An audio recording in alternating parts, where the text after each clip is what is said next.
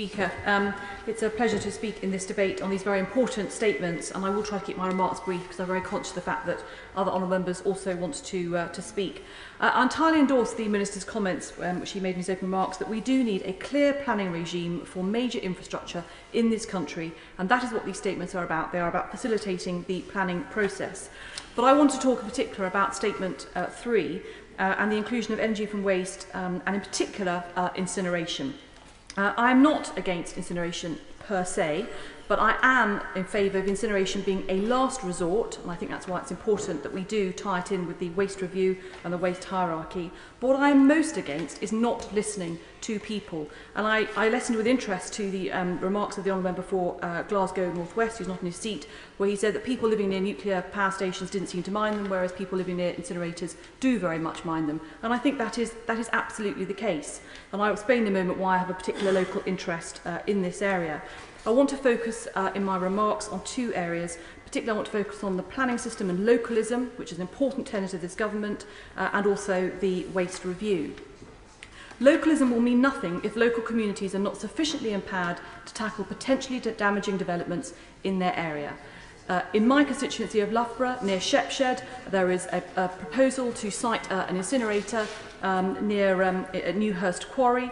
And many of my constituents feel that their voices have not been heard, either in the Environment Agency process for the granting the environmental permit or in the planning process. I'm delighted to say that the County Council so far has resisted giving planning permission to this incinerator, but we're about to go round the Houses again with a new planning application and also an appeal against the original refusal.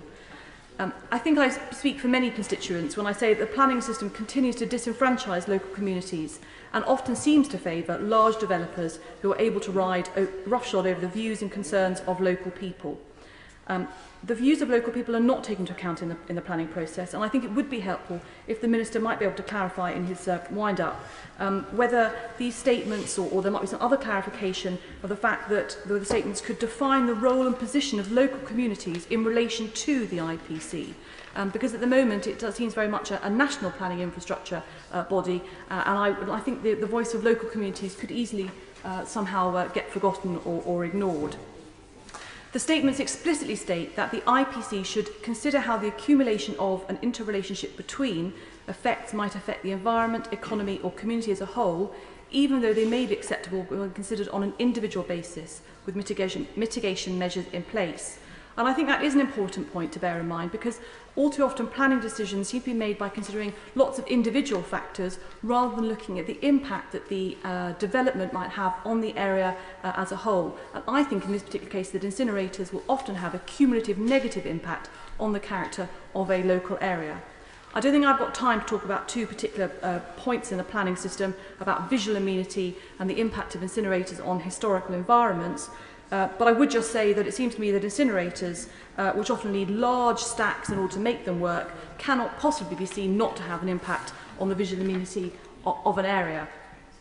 I also wanted to touch briefly on the health issues, which people are obviously very concerned about when they have to deal or look at the application for an incinerator being built.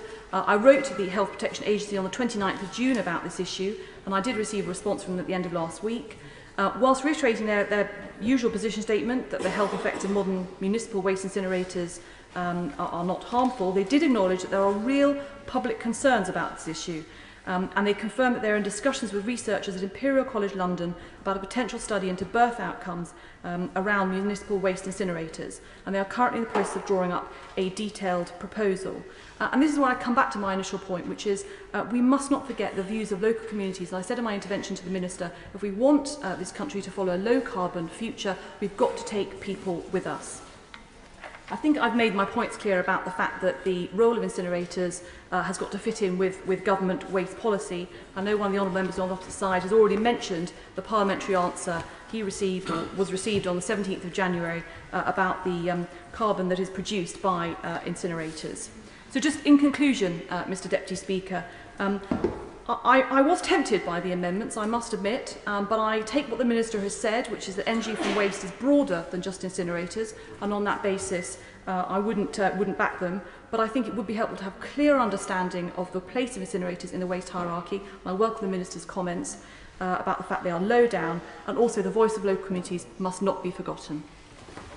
much. Thank you.